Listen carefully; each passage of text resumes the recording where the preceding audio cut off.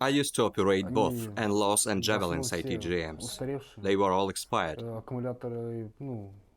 They had dead batteries, so only a few of them could be used. As for training, we took only a theoretical course. There was no practice. We were only taught how to hold the missile and how to aim. These missiles lay useless, as practically none of them worked. In my opinion, the military assistance to Ukraine from the United States is very overestimated, because their greatly praised ATGMs and grenade launchers, those Javelins and NLAWs, which were advertised a lot, proved to be not so effective in practice.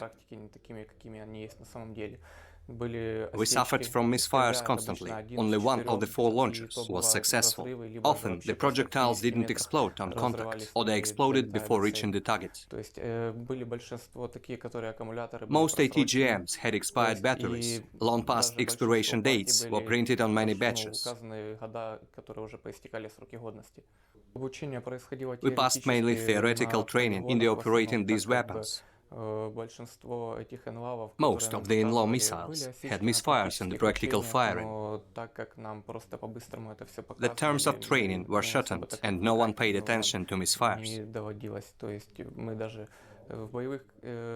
These ATGMs were not tested in combat operations, and no one took this misfire seriously during training.